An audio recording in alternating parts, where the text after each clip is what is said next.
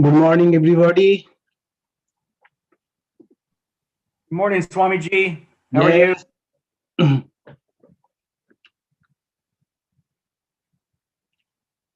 Is it raining at Jamestown too? Yeah, it's actually been raining pretty good all morning. Oh, Are you we a are little too cold? having a good rain. Yeah, it's about time.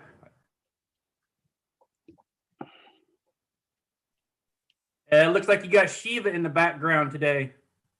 Shiva, yeah. Shiva, our Shiva shrine, Shiva Giri.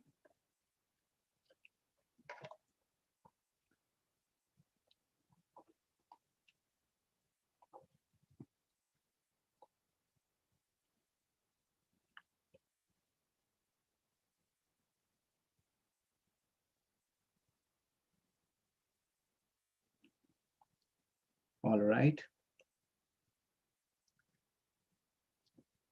Let's start with chanting.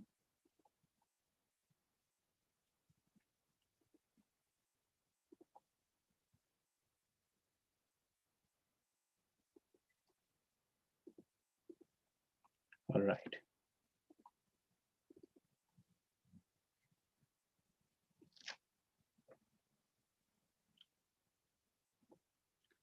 Om Sahana Vavatu. Om Sahana Vavatu. Sahano Bhunaktu. Sahano Bhunaktu. Saha Viryam Karovavahai. Saha Viryam Karovavahai. Tejasvinavadhitam astu. Tejasvinavadhitam astu. Ma vidvishavahai. Ma vidvishavahai. Om Shantihi, Shantihi, Shantihi. Om Shantihi, Shantihi, Shantihi. Om. May the Supreme Spirit protect us. May the Supreme Spirit nourish us. May we work together with great energy. May our study be vigorous and fruitful. May love and harmony dwell amongst us. Om, peace, peace, peace be unto all. Om Asato Ma Sadgamaya. Om Asato Ma Sadgamaya. Tamaso Ma Jyotirgamaya. Tamaso Ma Jyotirgamaya. Mrityorma Amritam Gamaya. Mrityorma Amritam Gamaya. Om Shantihi, Shantihi, Shantihi. Om Shantihi, Shantihi, Shantihi. Om, lead us from the unreal to the real. Lead us from darkness to light. Lead us from death to immortality. Om, peace, peace, peace be unto all.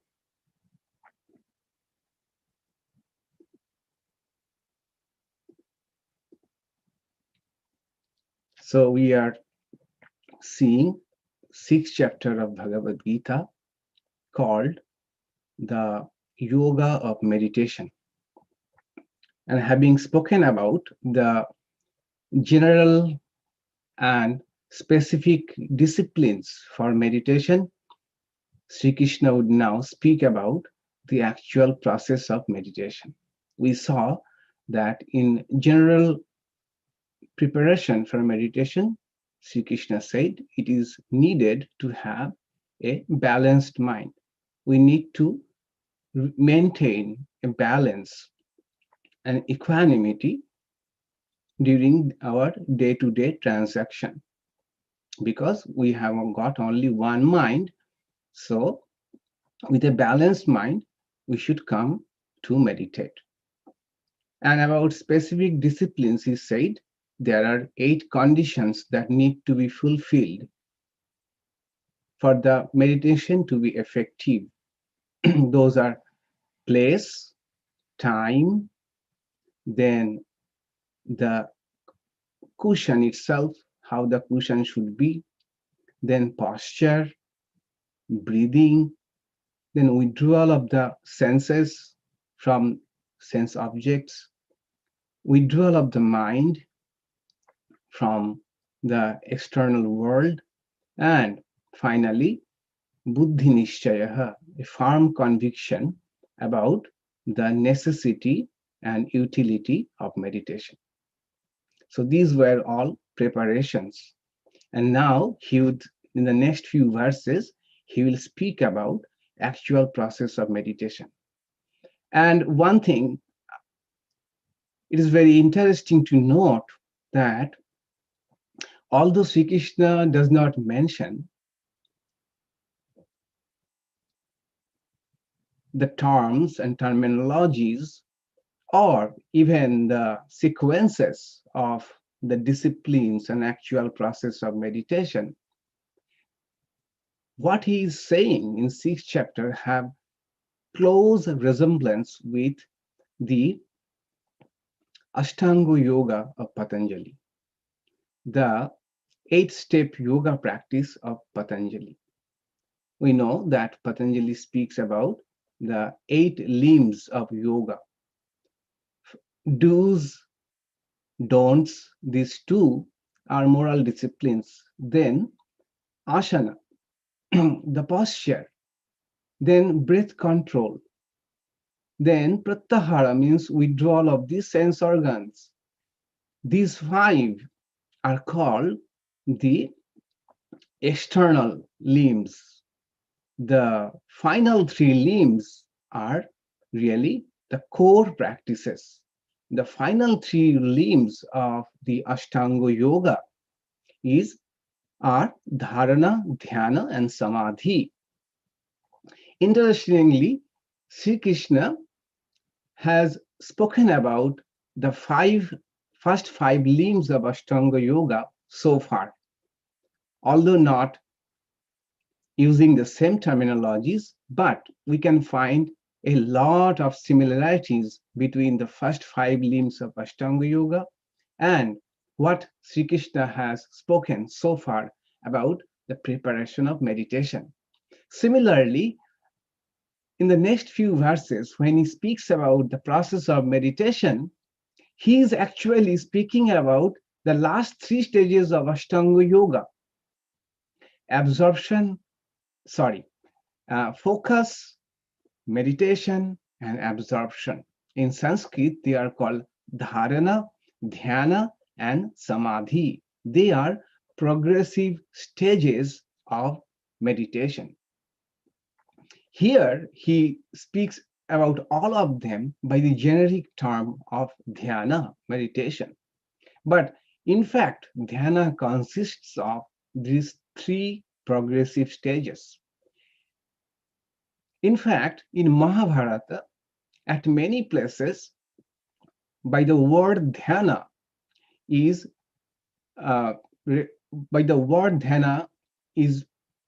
mentioned what is called samadhi.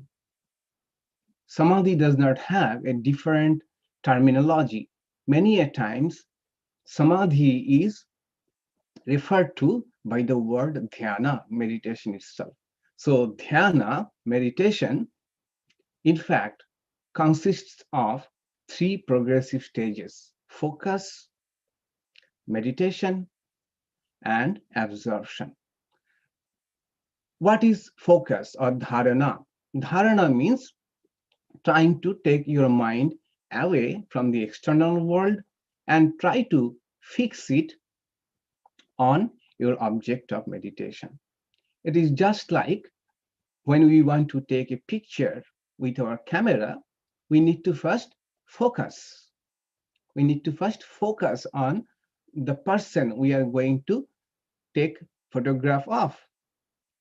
We know there is a frame, a rectangle, and at the middle there is a circle, and we have to focus the lens in such a way that the person we are going to take photograph of, he comes at the center of the frame.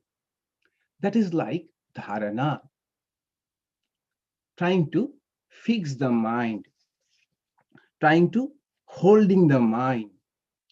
So the object of meditation might vary, but the process is same. Try to withdraw your mind from all other objects and try to focus on your object of meditation. And here, one thing we should be clear about, in Bhagavad Gita, the object of meditation, whatsoever it may be, maybe it is God with form or formless aspect of God. In Sanskrit, they are called Saguna Brahma and Nirguna Brahman. But all are related to spirituality. That is, the theme of meditation is spiritual. Or we may say the object of meditation should be theistic, related to God or my higher nature. There is no question of secular meditation in Bhagavad Gita. It is no ordinary concentration. In that case, we can draw a rectangle on a piece of paper and point a dot at the center of it and keep on trying to look at it throughout the day and thereby increasing our concentration. But that kind of concentration, which also goes by the name meditation, is not at all subject of Bhagavad Gita.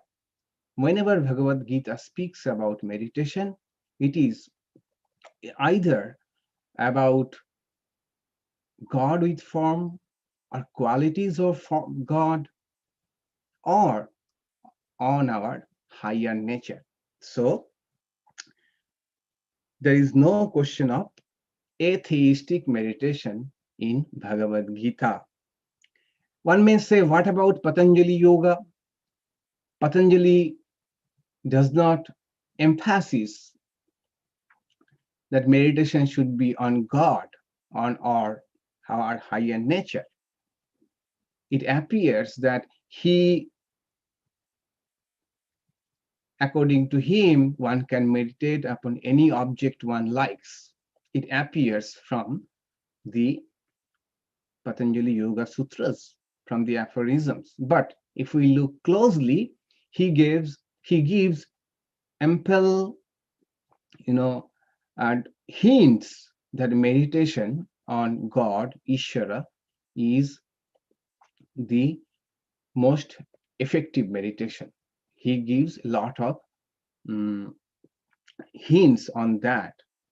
For example, he says that samadhi, which is the goal of Patanjali Yoga, can be achieved through devotion to God.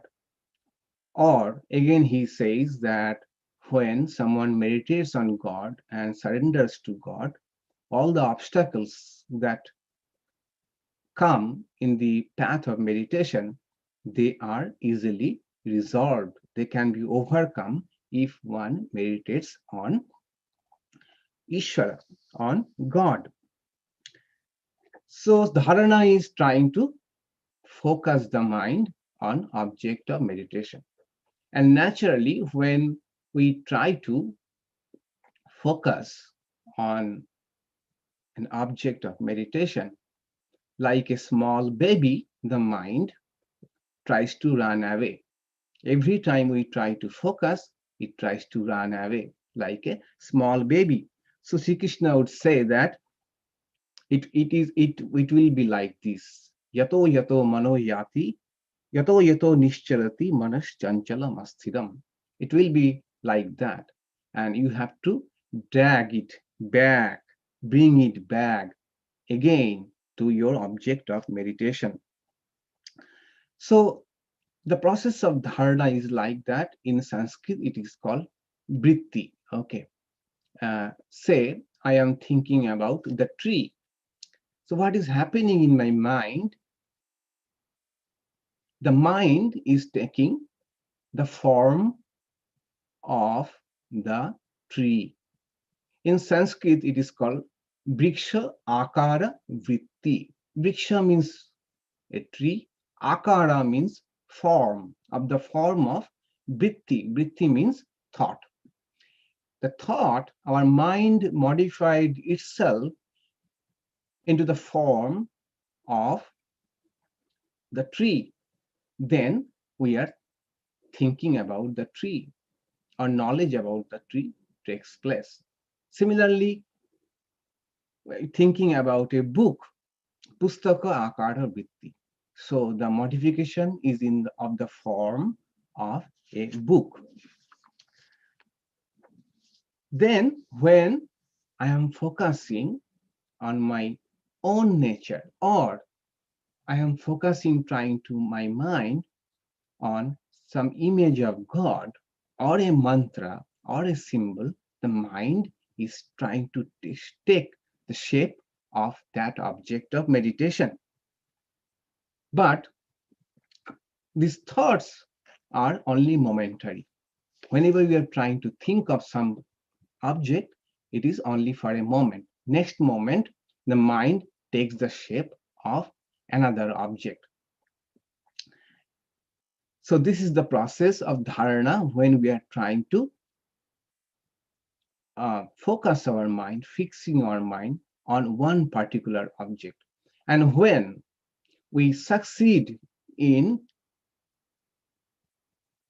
creating or generating same type of thought waves for considerable amount of time, it is called meditation or dhyanam, the next stage of meditation. First, I was trying to focus. Now that focus has become little more intense, little more deeper. It is like, at first I try to focus the person I want to take picture of. Then I am trying to hold the camera steady. I am trying to keep the camera steady without shaking. That is dhyanam.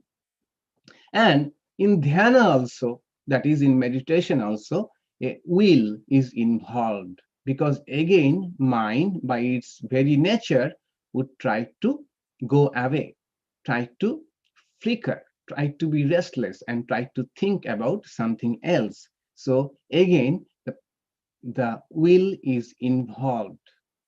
The tug of war is involved.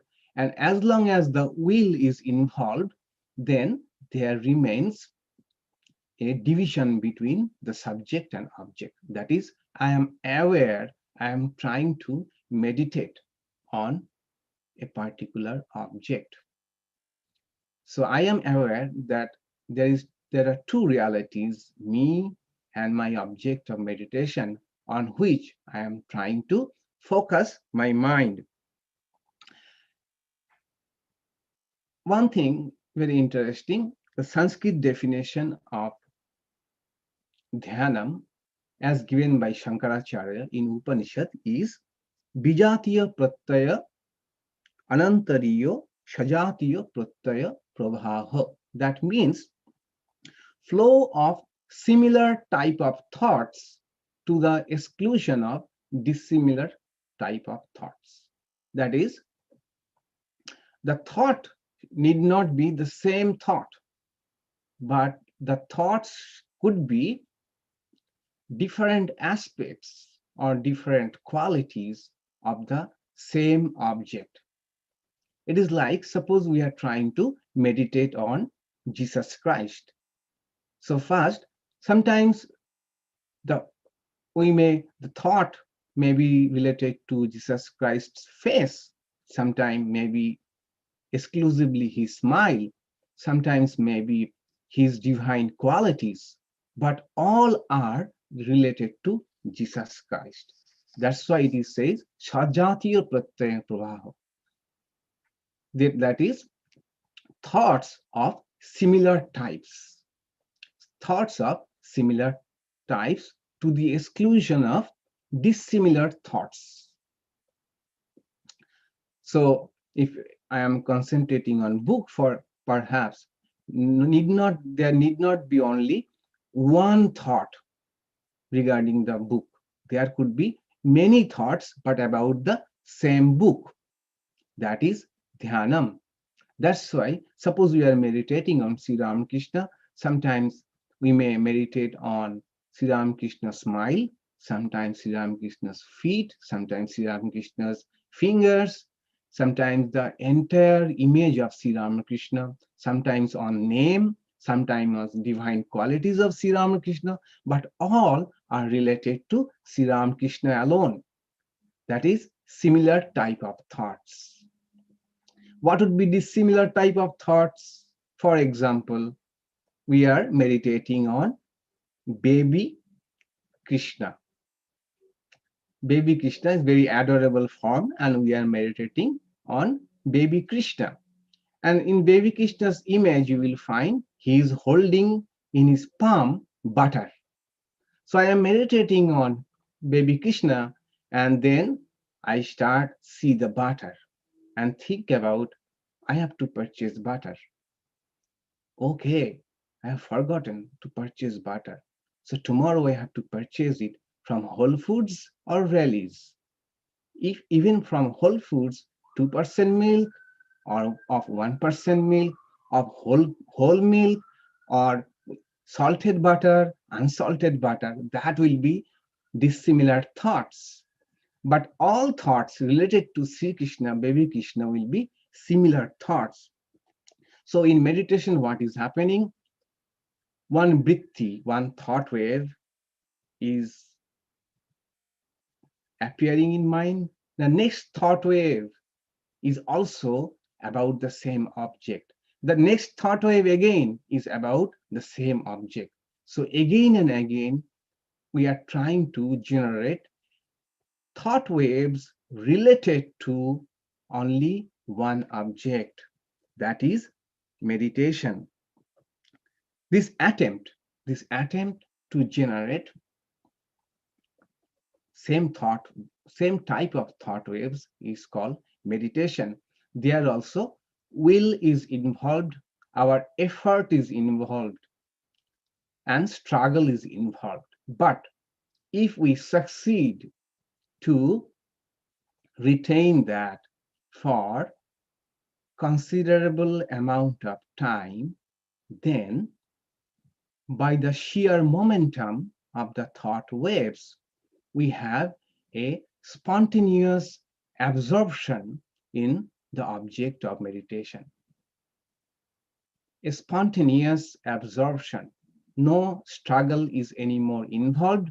No willpower is needed, because we were successful in generating same type of thought waves for considerable amount of time.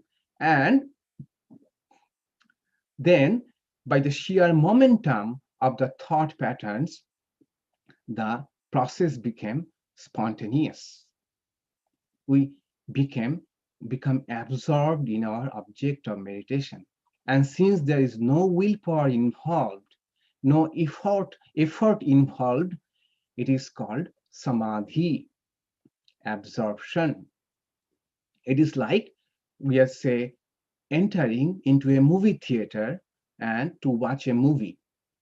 At first, when we are entering, we have the awareness, here is my seat, here is the movie screen, here is the hall, all the audience around me, and the movie starts. And if it is an absorbing movie, after some time, I forget everything about me.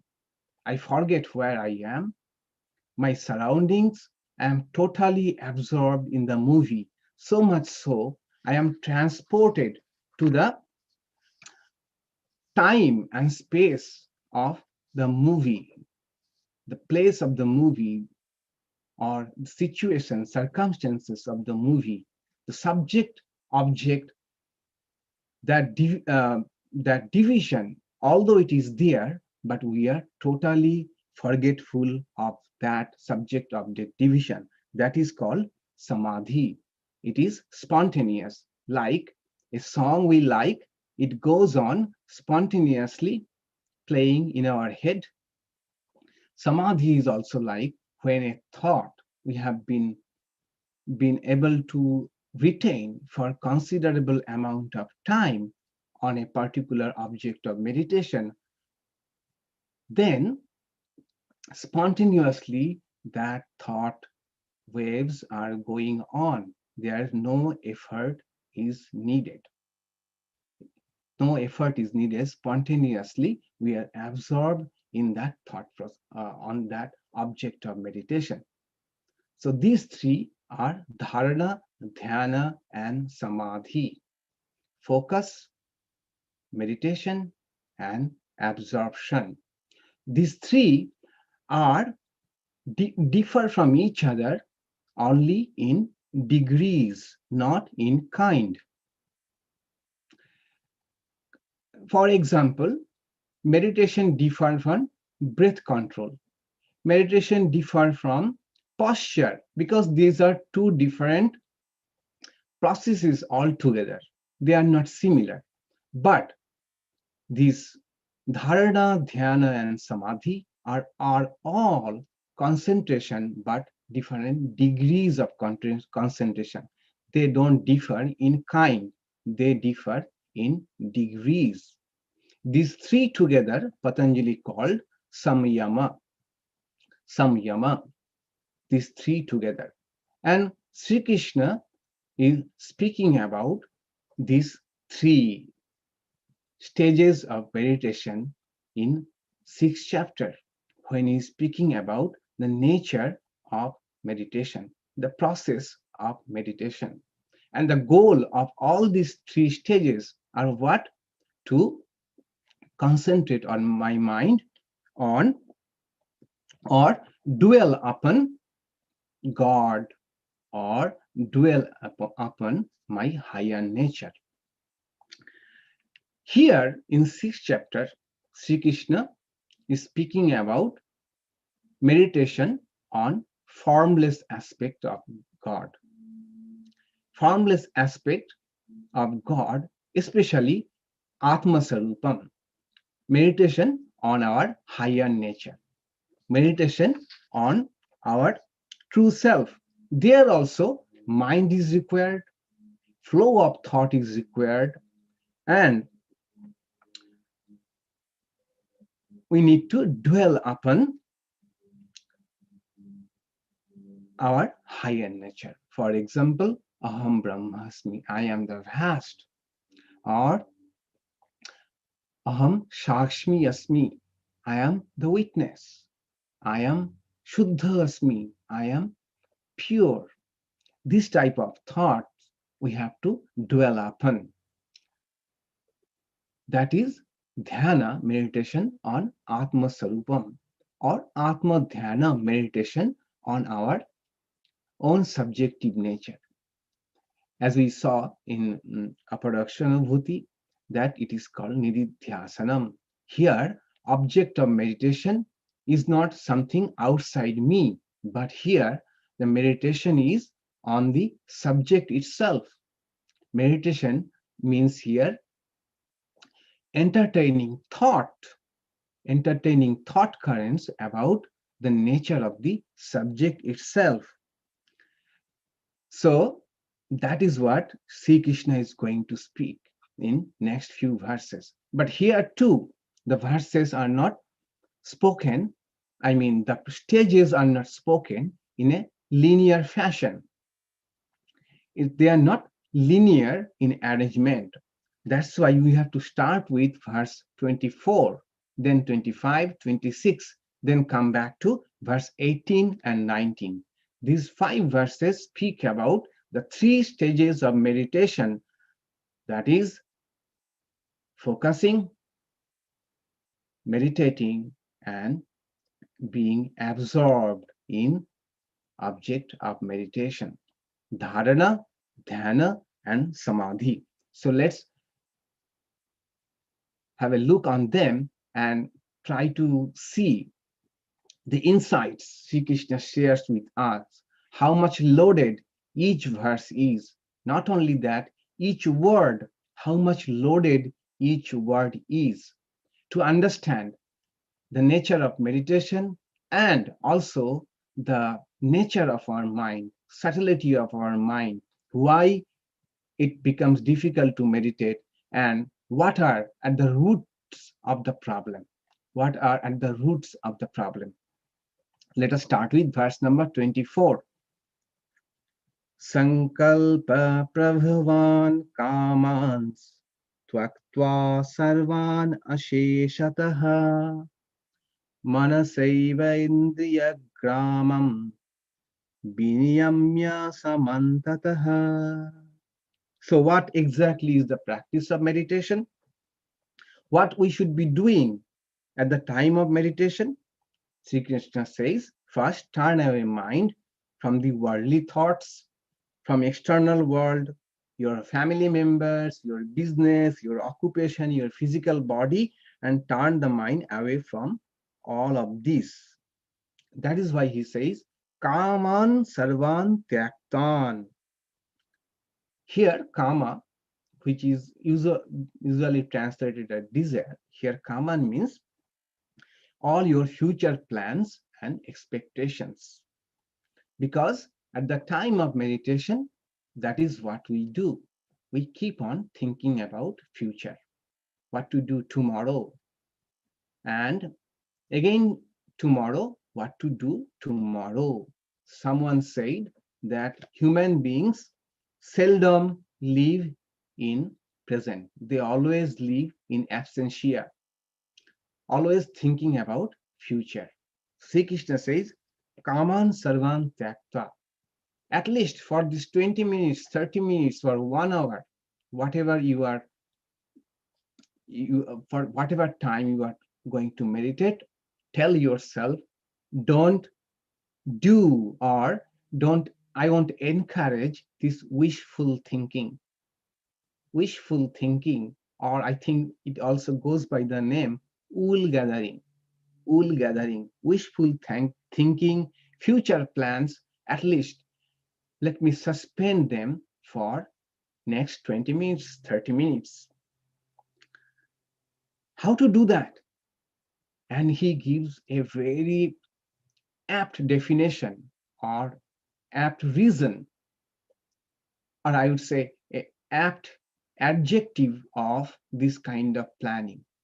He says, Sankalpa Prabhavan. All these desires are born of Sankalpa. That is very interesting. Sankalpa means will. What he wants to say is that the thoughts arising are not themselves problematic. Many thoughts arise in our mind when we give importance to a particular thought, get glued to a particular thought, and assign or attach our will to that. In another terms, if we put our signature in that, then it becomes a real expectations, a real planning for future. Thoughts are like snowflakes coming and going and floating. Unless we give importance to a particular thought wave, then they don't have the power to distract us. That is what Sri Krishna is going to say. For example, if we look at waves in a sea, what we see that at first the wave is very feeble. It is just like a ripple in water. And that ripple becomes a mighty wave by air, by wind. Wind gives it its momentum, and also its form. It gets bigger and bigger. If there is no wind, the ripple will remain a ripple only. Sri Krishna is trying to say that waves, thoughts, fine. If we don't fan them, if we don't supply the wind, that is, if we don't put our signature to them, they remain just a fleeting thought. It won't distract us at the time of meditation as our future projects, as our future planning, as our wishful thinking about the future. So observe those thought waves coming and going without giving much importance to them. Don't put your signature on them. There could be several checks written from my bank account. As long as I don't put my signature, they don't have any value. Similarly, thought waves coming and going, if we just remain witness to them without giving any particular thought any importance, then they lose their power to distract us into future planning, into wishful thinking, into our future projects. Indriya gramam viniyamma, that is, withdraw the sense organs, that is, whatever sound or smell that is entering through your sense organs, these are your gateways through which the sense objects are, since you are getting your sensory inputs, try to be oblivious to them. How? Manasa eva, through your mind alone. So let them come, don't pay attention to them. Then what should we do? This next verse is supremely important verse as far as process of meditation is concerned. It is very oft quoted verse. It is so much important that sometimes it is quoted in the context of other than meditation, other than meditation, in any endeavor, any effort which requires our concentration and patience. This verse is quoted. So important. Verse number 25. Shanai Shanai Uparamet Buddhya Dhiti Grihitaya Atma Shamstham Manah Kritva Na Kinchit Api Chintaye. So Krishna says the withdrawal of the mind from the external world to the object of meditation should be a gradual process. It should be step by step. At one go, you can't expect to withdraw from your entire external world and put your mind or concentrate your mind is something subtle called Atma. You have to go step by step. Your mind has to be, taken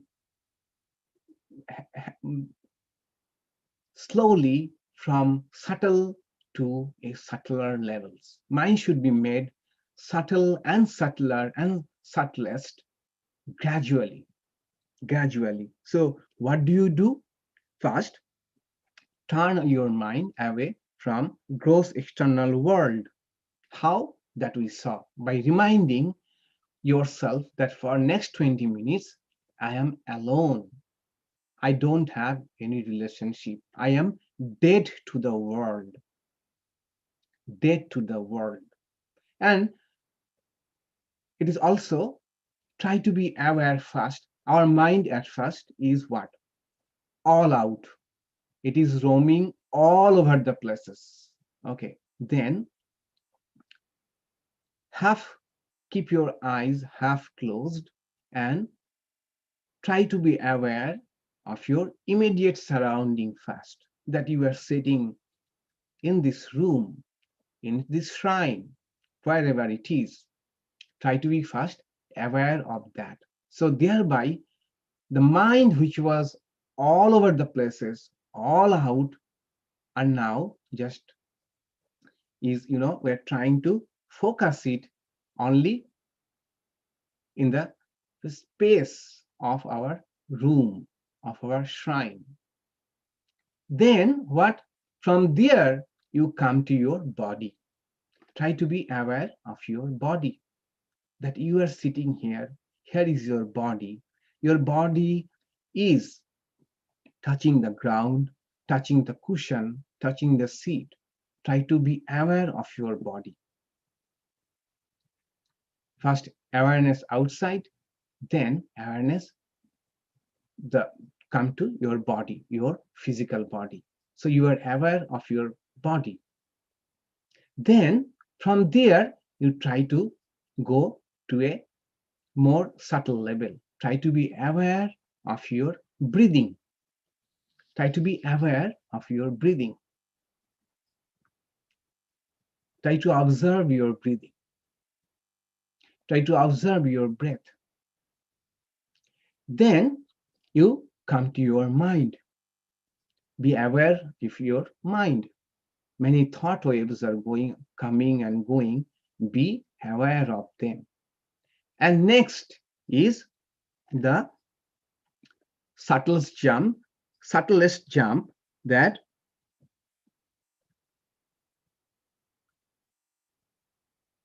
now think of this idea or awareness.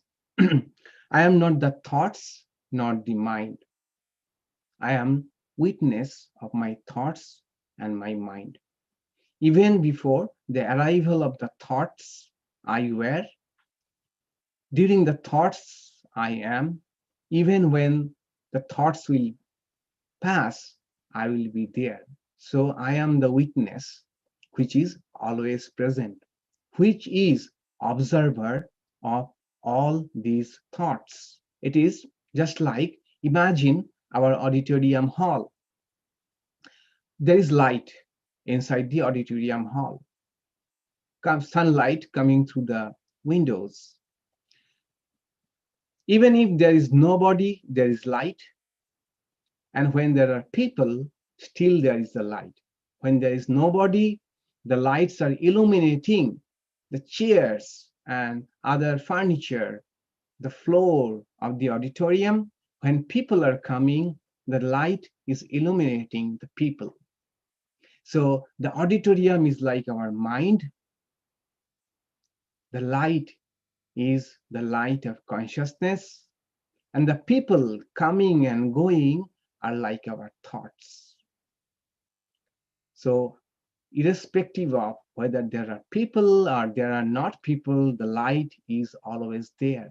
And with this example, we can say when each audience in the auditorium are meditating on the light, it is the Atma Dhyanam, meditation on your true nature, your higher nature.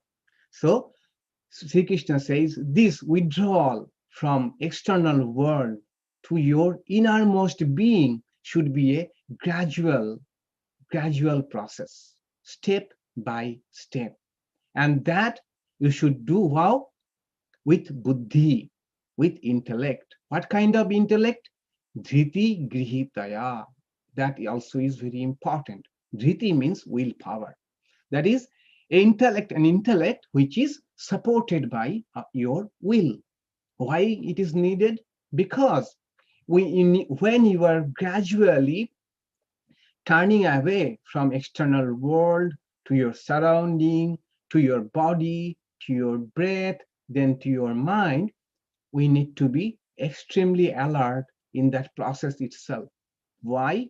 Because there is a chance that in each stage we may be lost in that stage alone. For example, I have gathered my mind to the confinement of my room. Then I have trying to be aware of my physical presence, my body. And suppose there is neck pain, I become aware of my neck pain, then when to visit the next doctor, what kind of exercises I have to do. I may be totally lost in pain or any aspect of that. Even in breathing, we may be lost. So we have to be alert when we are trying to gradually withdrawing from one level to the next level. We have to be alert because at each level we may be lost. That is why he says, Buddhi dhriti grihitaya, with an intellect which is supported by your willpower, that makes your intellect extremely alert in the process. You try to withdraw gradually, step by step. Then another very important concept called Atma Shamstam Manah Kritva. Then what do? Dwell on your Atma. Dwell on your Atma, your innermost nature in consciousness. Now, this is something we need to understand. When Sri Krishna says dwell on Atma, what does it mean? Or rest on Atma, what does it mean? Is it like the book is on my bed and now I am telling you to let the book rest on the table? You bring the book from the bed and put it back on the table. Is it something like that? Of course not. It is not that mind has gone someplace else and I have to put it and place it back on Atma, right? What does it mean? Because mind is always resting on Atma. According to Vedanta, there is nothing where Atma, there is no place where Atma is not. Atma is like space-like consciousness, which is all pervading everywhere. So mind is also resting on Atma. So when Sri Krishna says, Atma Shamstham Manakritva, rest your mind on Atma or dwell on Atma, what does it mean? Mind is already in Atma. Everything, body, the entire universe, according to Vedanta, is pervaded by Atma.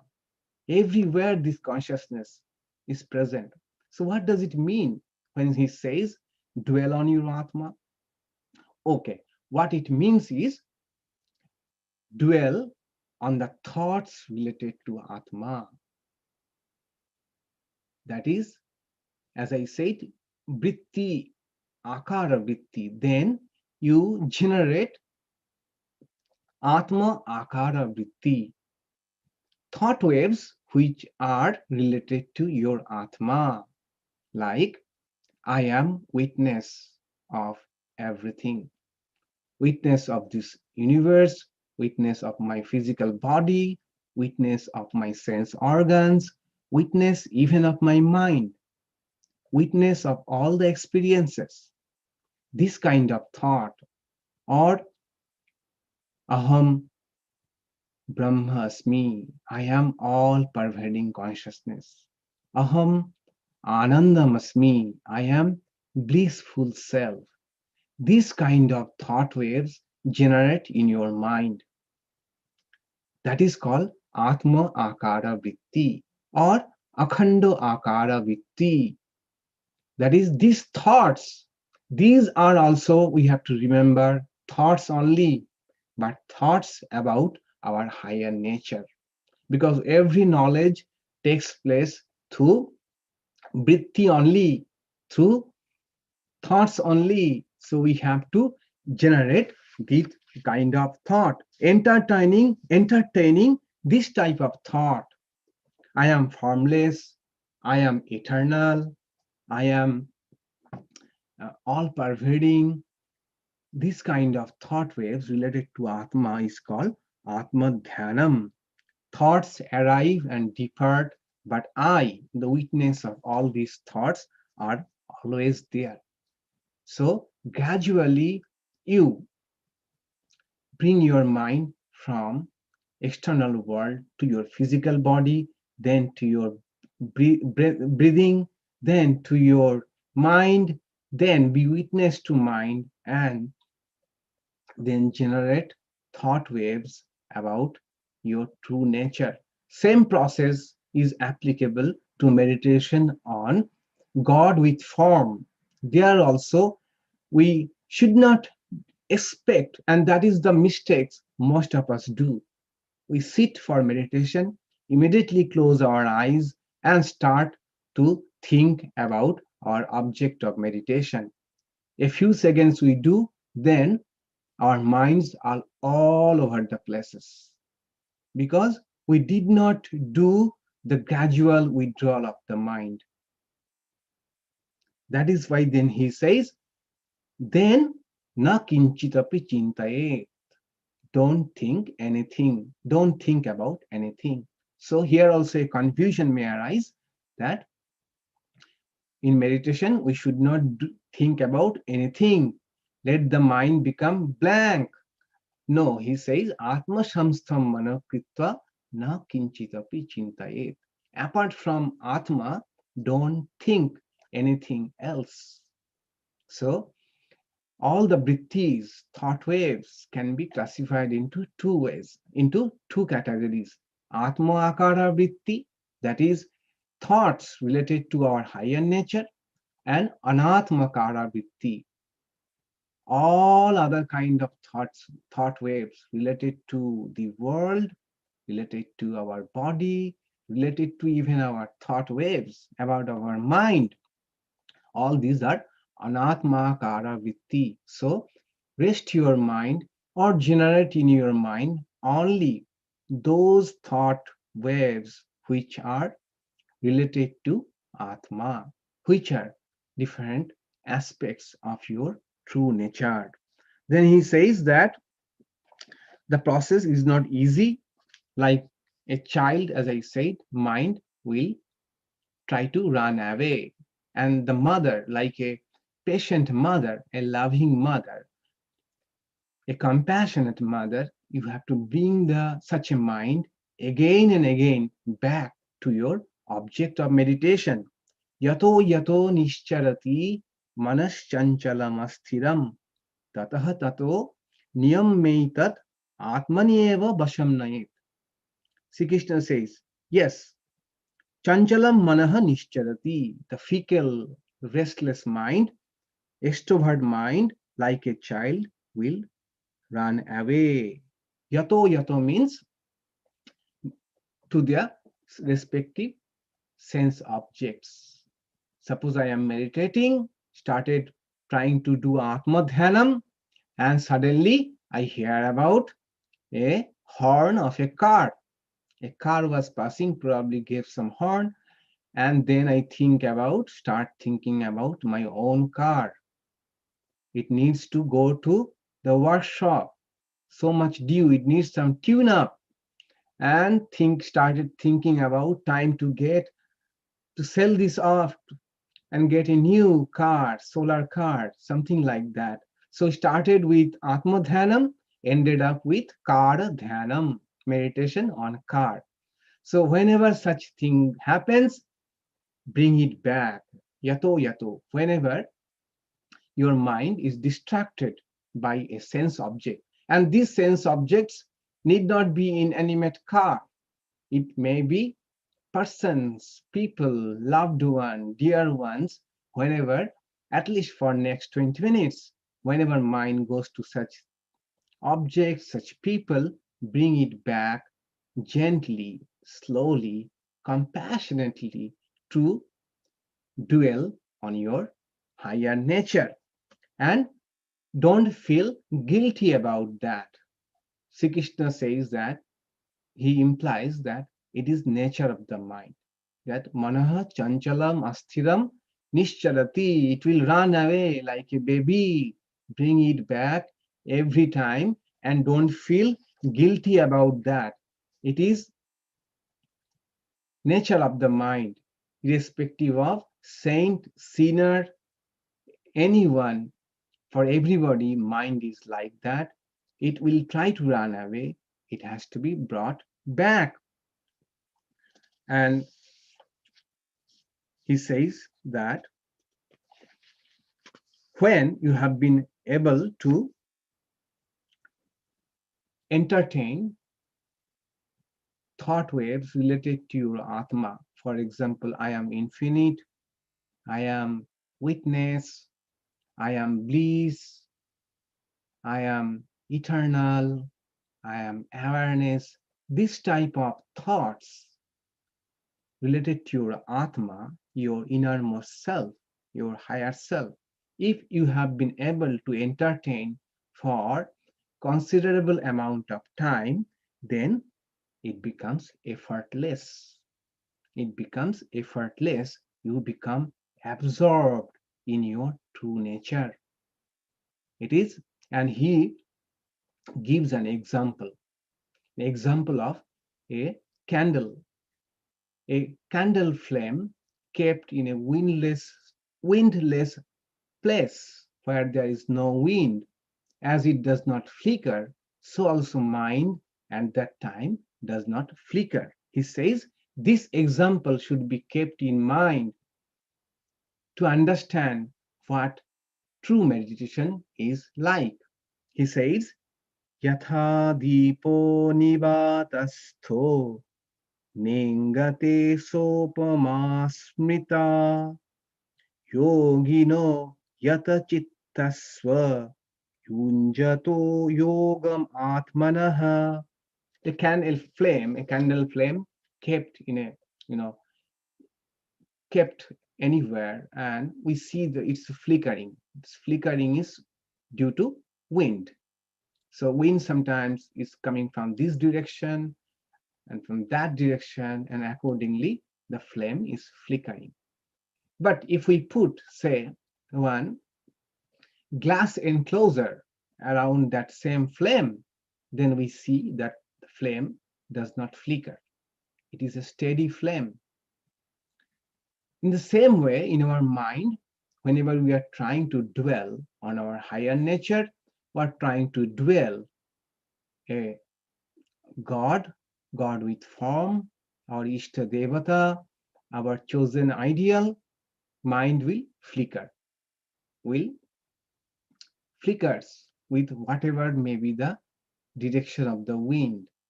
Wind means here the other kind of thoughts, whatever may be, and it will flicker. So meditation then should be protected. So Atmakara Vritti should be protected. Thought waves related to our true nature should be protected so that it is not disturbed by Anatmakara Vritti. Thought waves related to the world, body, mind, relationship. But it is easy to protect a flame with an enclosure, glass enclosure. How to protect our mind?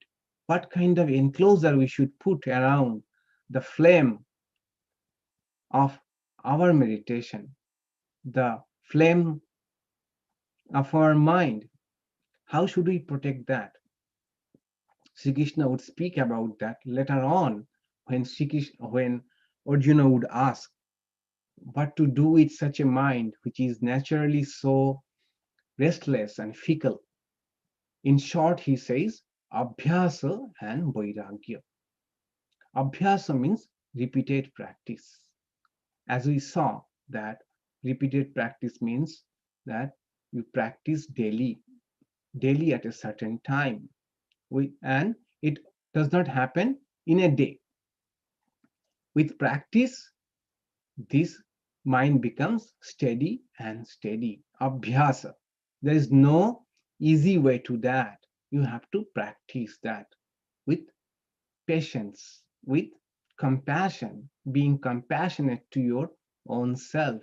And vairagya. Vairagya means dispassion, detachment from the world, which is so important among all the practices.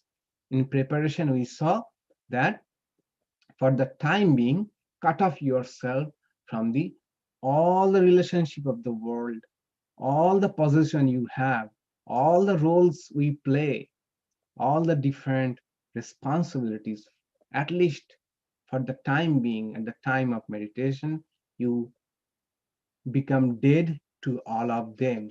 If you can be with time, what will happen? The meditation will be like a candle flame which is not flickering. What a beautiful example.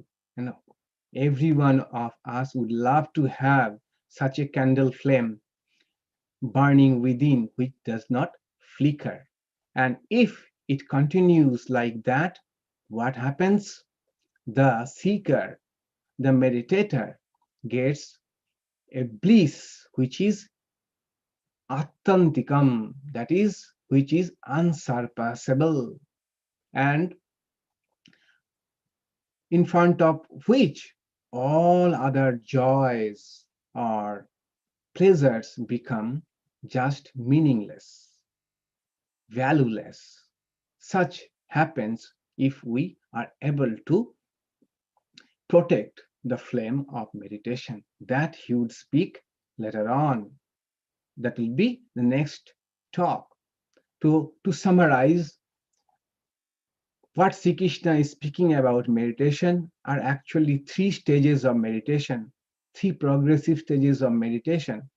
One first is trying to focus, turning away from the world gradually and trying to focus on object of meditation.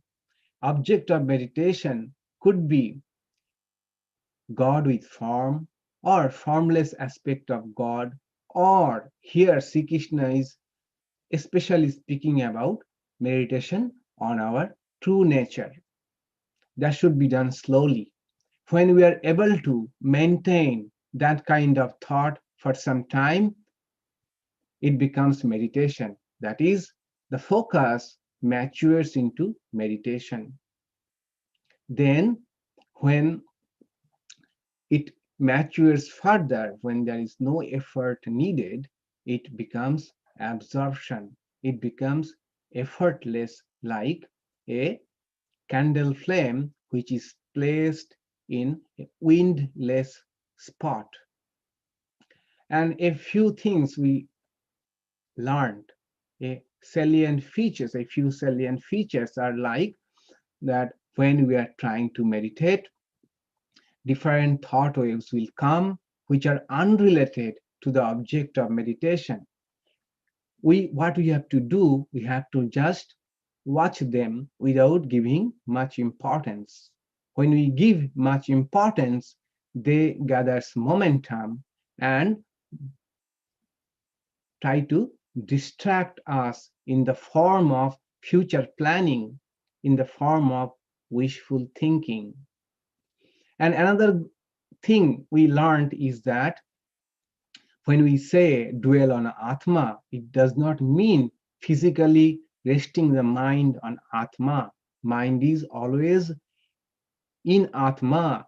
Dwelling means only generating or entertaining those thought currents which are related to our Atma, which are expressive expressions of our true nature, like I am infinite, I am eternal, I am witness, I am all pervasive.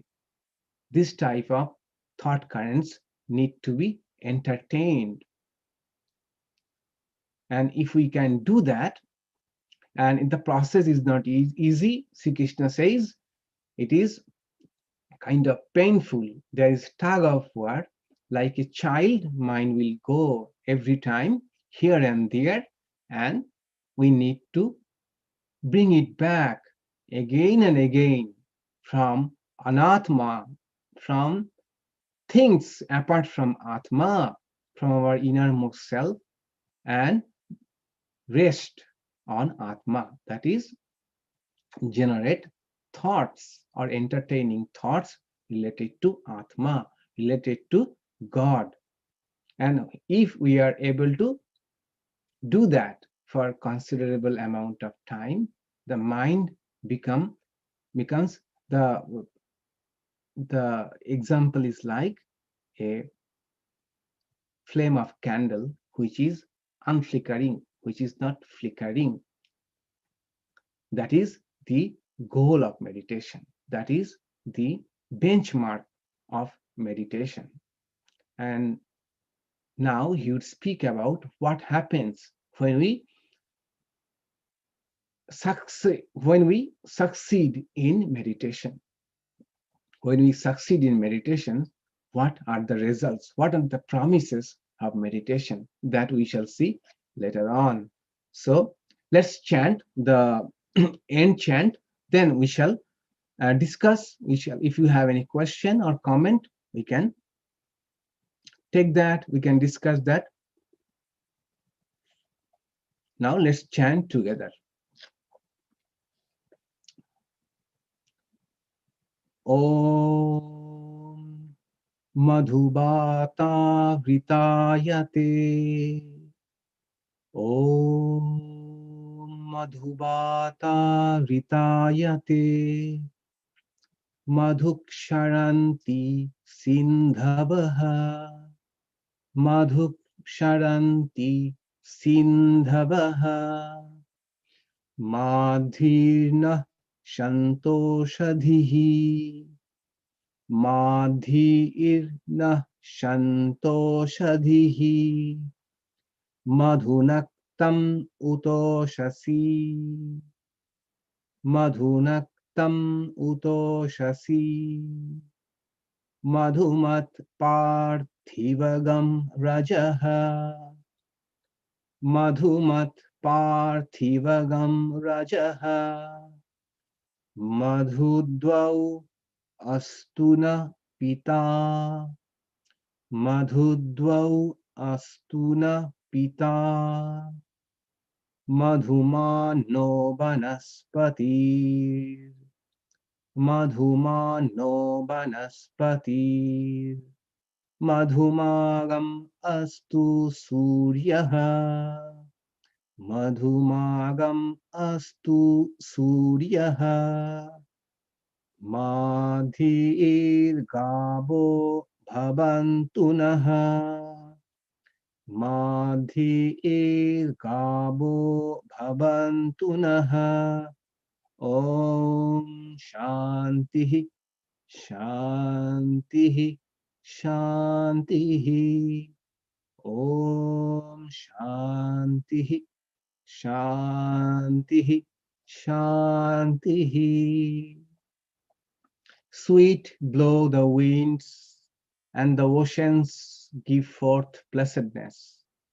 May the herbs and plants bring us health and happiness. Sweet unto us be the nights and dawns. May every particle of Mother Earth be charged with blessing. May the heavens shower us with benediction. Sweet unto us be the noble forest trees. Sweet unto us be the shining sun. Sweet unto us be all living creation. Om, sweetness, harmony, peace.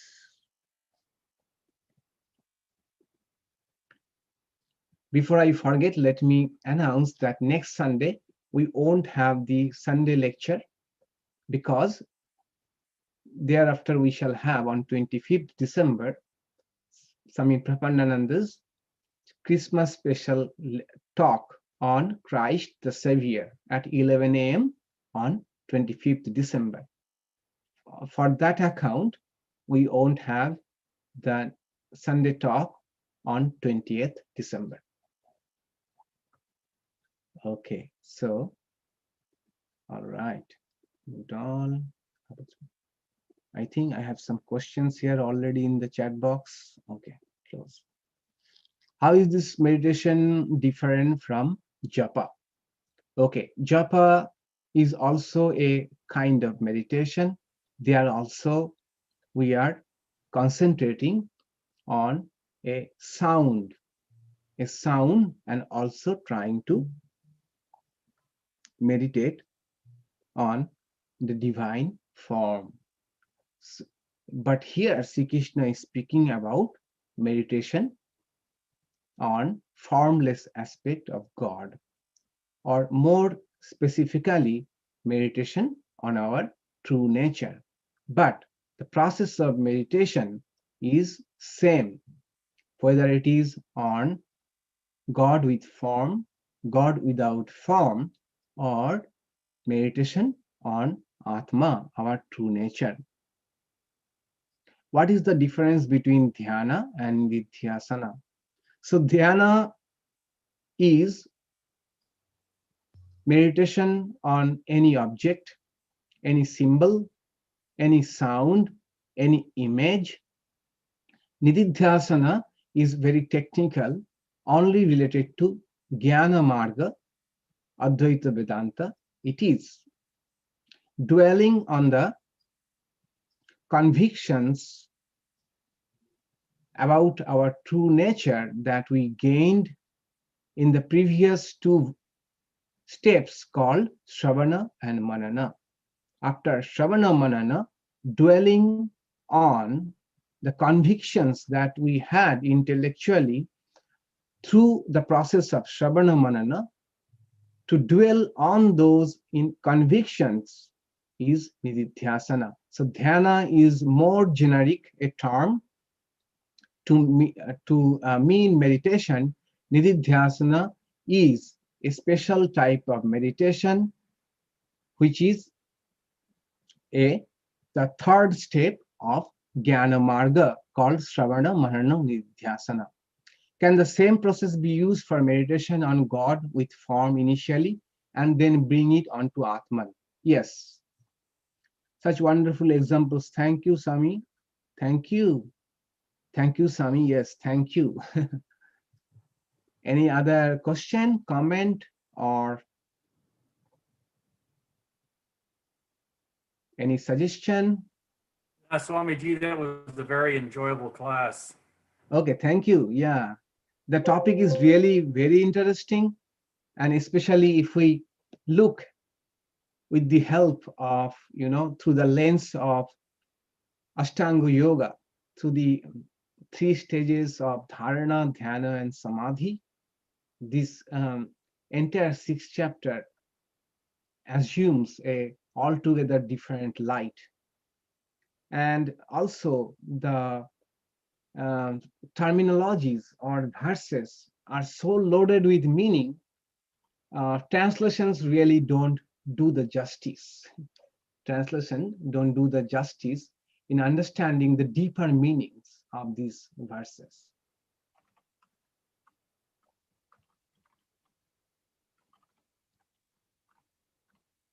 All right.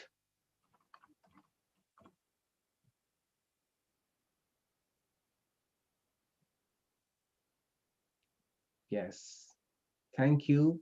Thank you all and have a great week ahead. Enjoy the rain. See you soon.